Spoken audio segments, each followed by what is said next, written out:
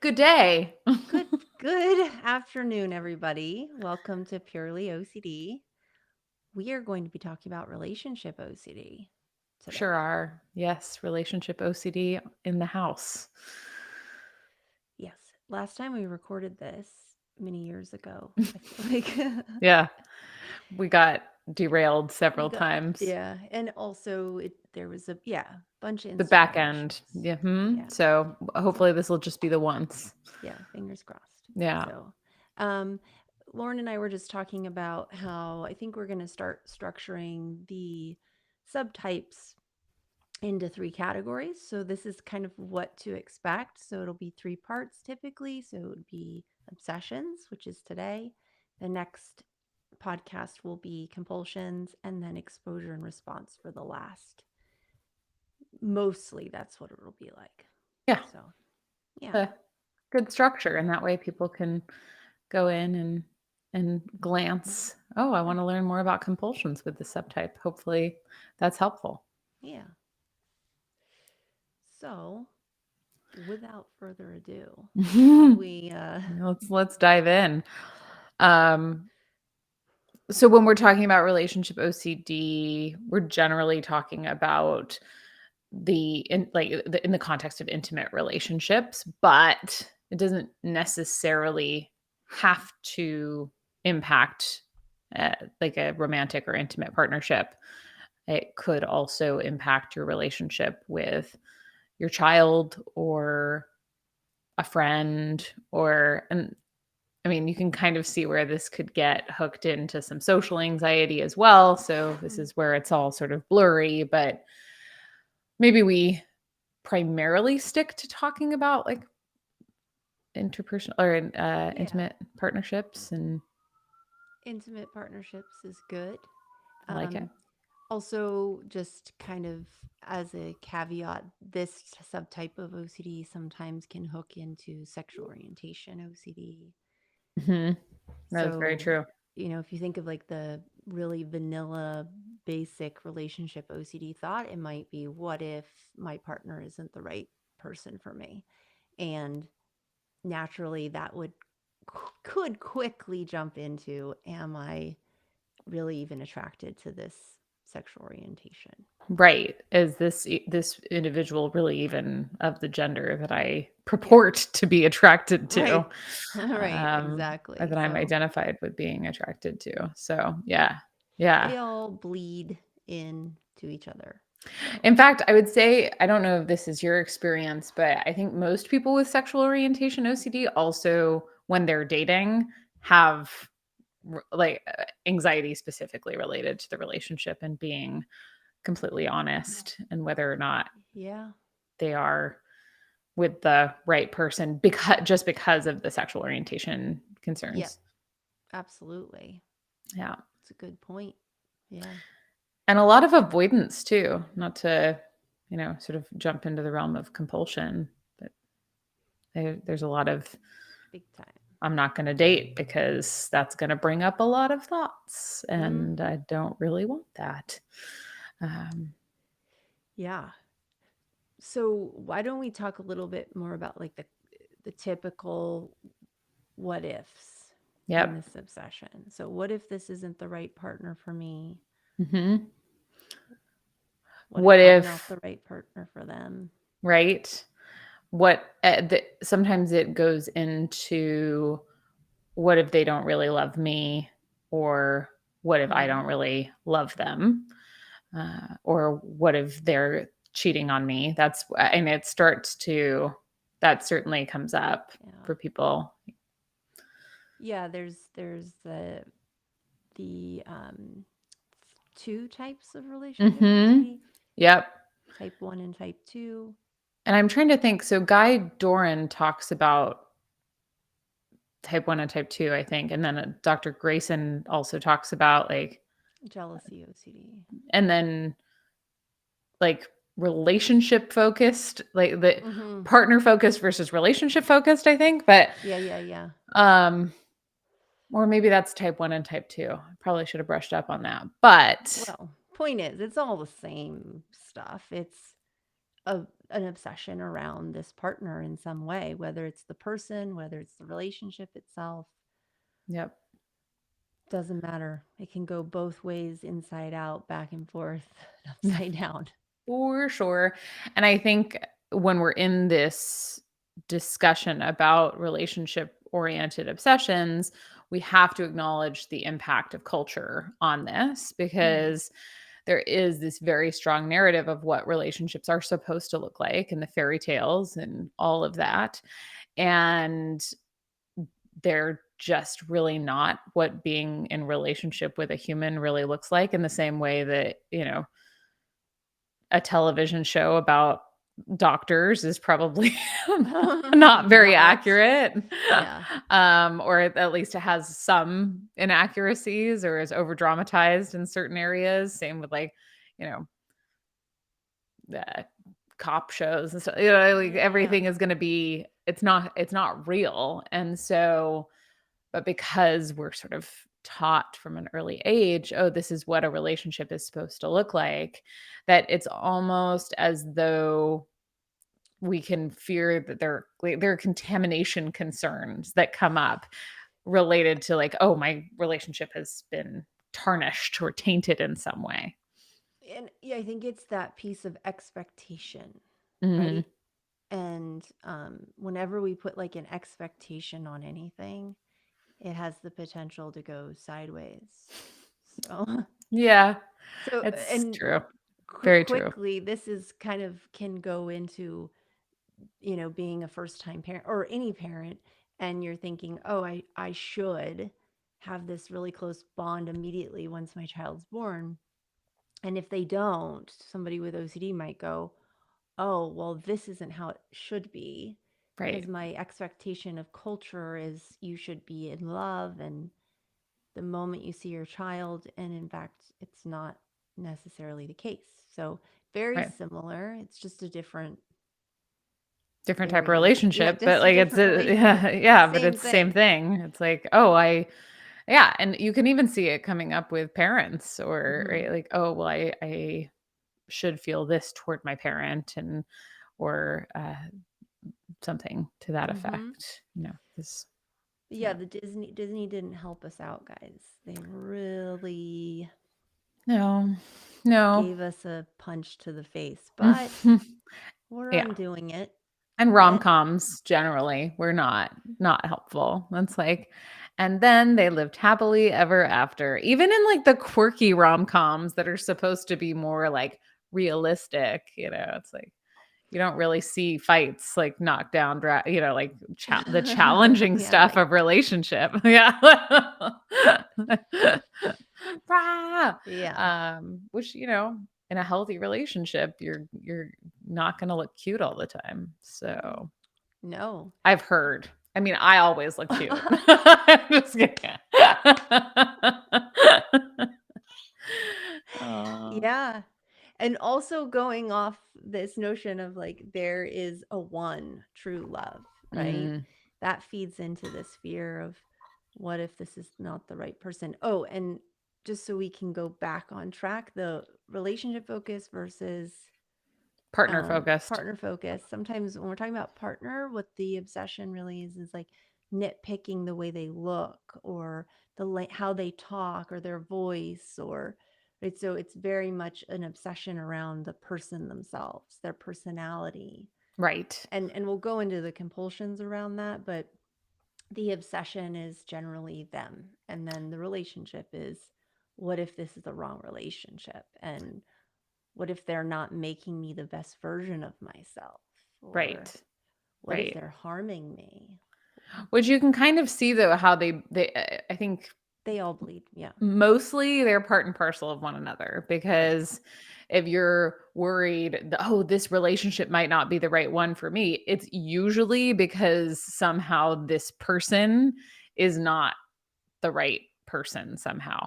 But, like, that's often where the fear comes from. But you could just have, like, this is an amazing person, but what if it's not the right person for me? What if there's just, like, what if our relationship isn't right? So, yeah.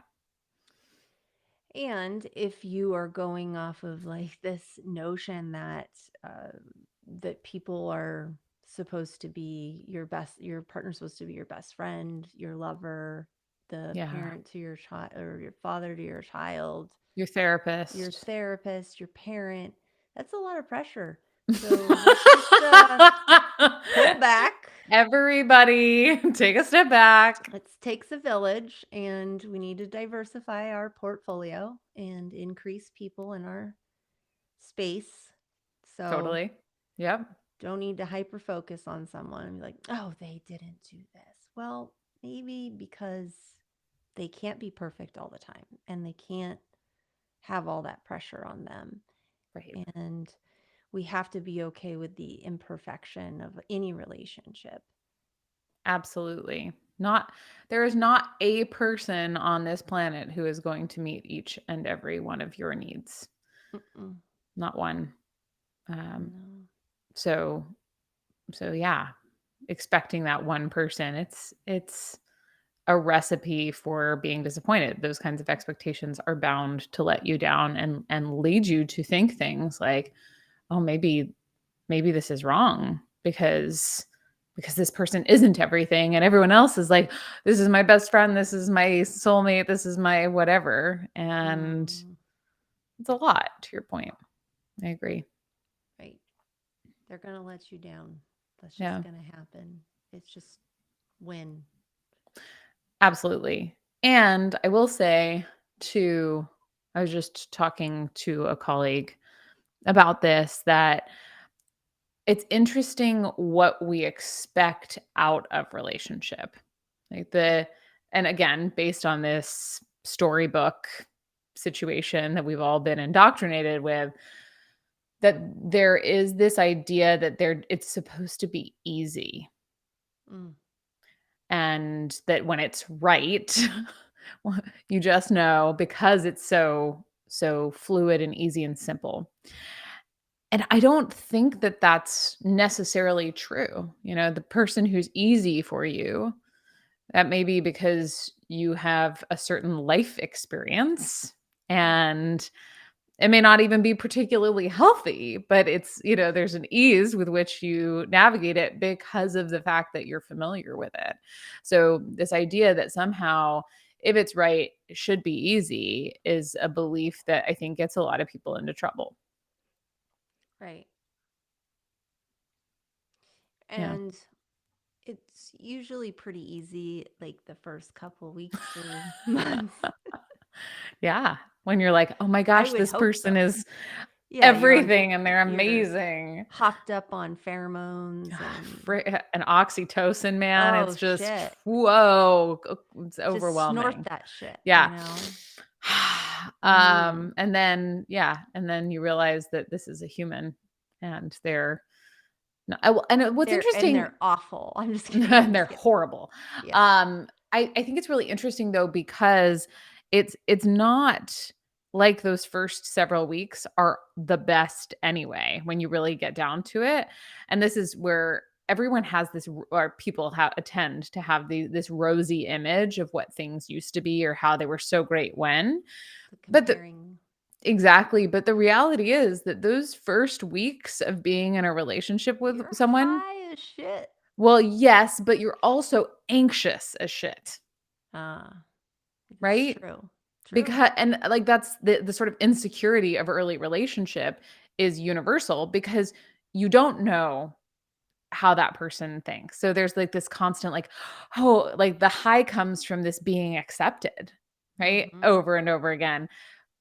But once that part fades away, once you realize that this person is kind of like sticking around, and that they seem to care about you and respect you and love you, maybe even, that then it's like, oh, well, that spark that we all look at as like, oh, excitement goes away, because the fear goes, like, the fear of this person is going to just like up and leave starts to fade.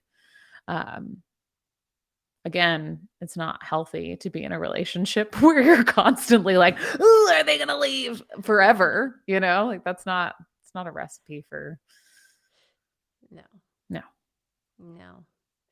And it's love is a choice, kind of Mm, going off of uh, what you're saying, piggybacking off of like, after that couple weeks or months wear off, it's like now we're choosing to be in this relationship and we're choosing to be committed, or, whatever type of relationship you have set up. Yeah. Yeah. I know. I think that discrepancy between like we talk about love as though it's one thing, but it's really many different things. This is this word that encompasses so much. And there's this idea of Mhm. falling in love.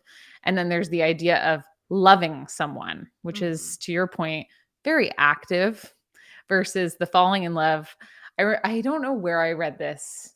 I think it's one of like a million quotes about relationships, but um something to the effect of falling is in love is easy. Any idiot can do that, right? Like because but That's I so mean, true. it's true. It's like, oh great, like I just fell and here it is and this is fun Yeah. and Now can you hold it and keep it going? yeah. Can you choose to show up even when Things are hard. things are hard or uncomfortable or scary maybe? I mean, not obviously.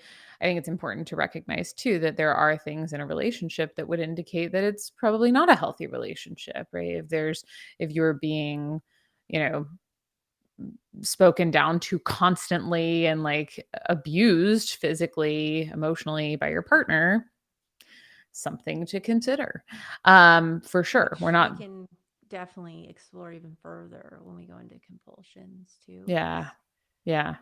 Because it can, like that line people want, they're like, but what's the line? yeah, Like yeah, what's yeah, the, exactly. Mhm. You know But what I'm saying. I do. But ultimately, I'm not suggesting that every relationship is a healthy relationship, but we're looking for the good enough partner, not the perfect partner.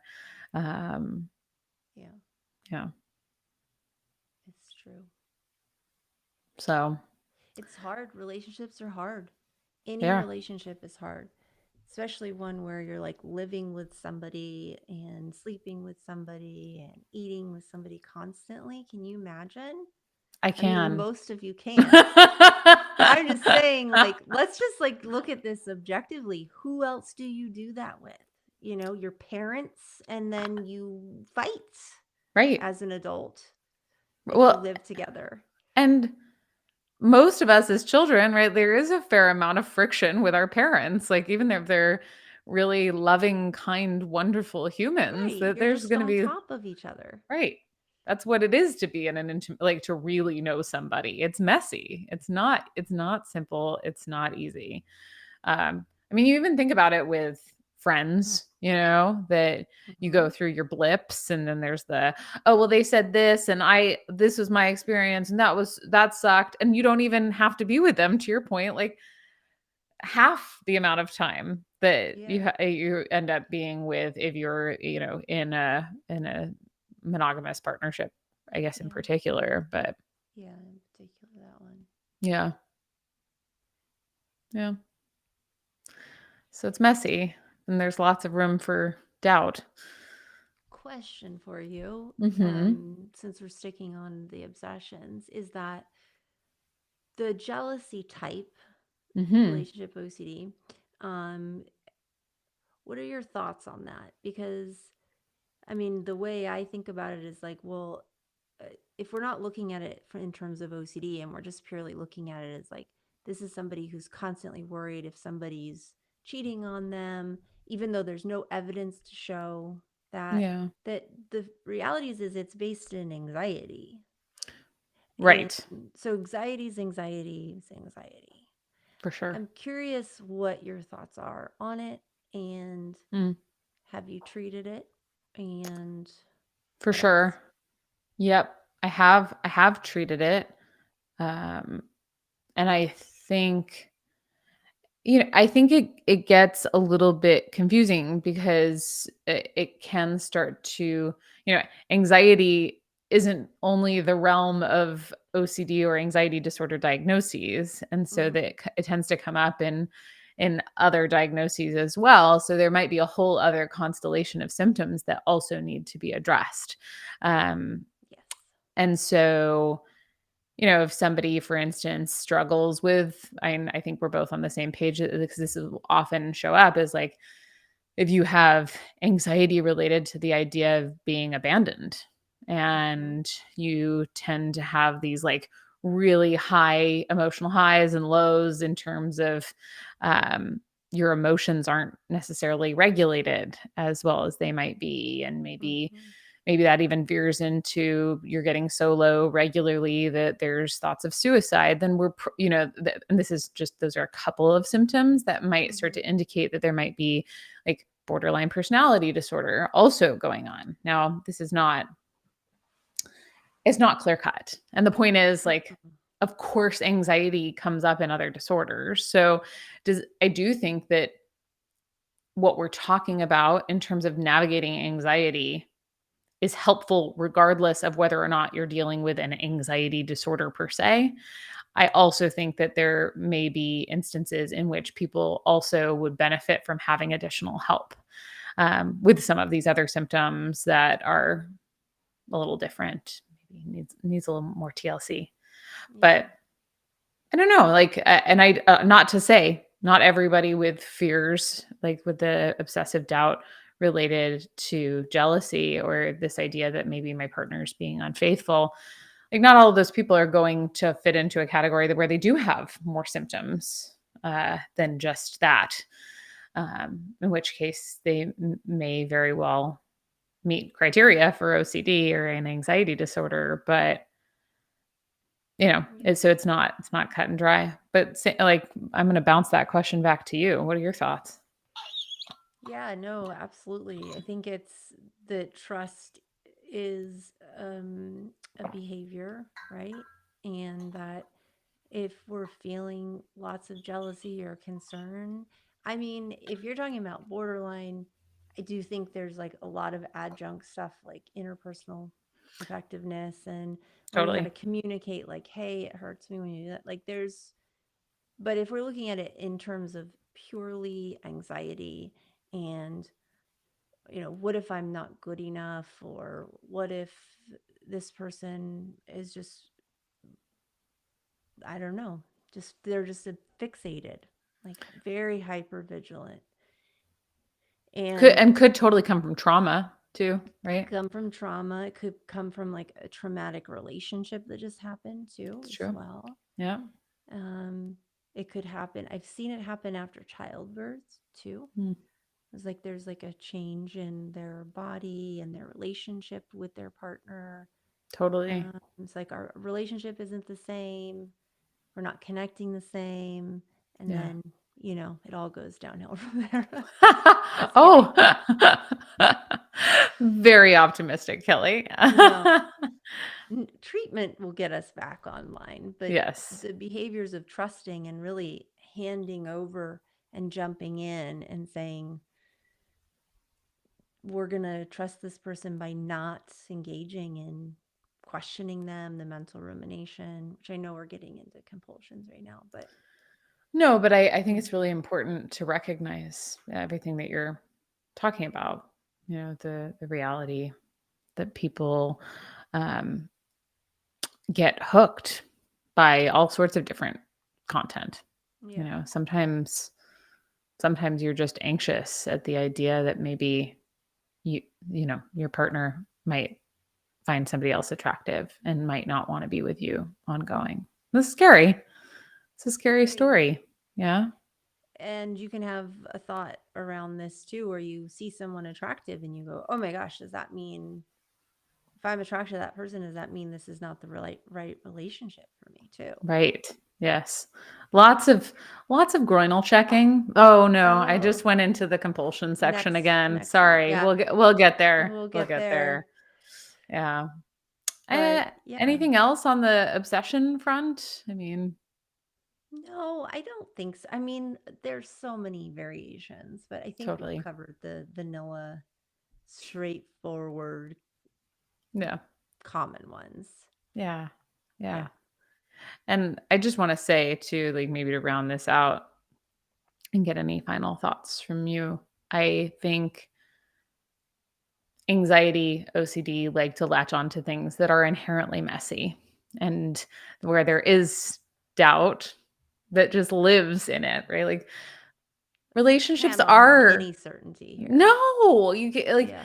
you can't have certainty. Talk about like what if my partner falls in love with somebody else and wants to leave me, right? Like Mhm. that's yeah, Anytime that could happen. of course it could. And like if we say, "Oh no, well that couldn't happen," and I try to resolve that, it doesn't change the fact that it could happen. And likewise that maybe one day you decide that this is not the person that you want to continue to be with, and you might even think, "Oh, well I would have been better off if," as if we could know that, right?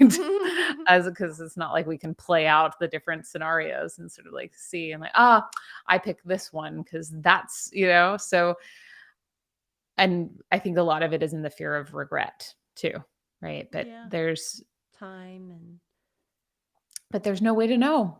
There's no way to know what you're gonna think or feel in 5, 10 years, minutes. Um no, I would have bypassed a lot of things. oh my gosh.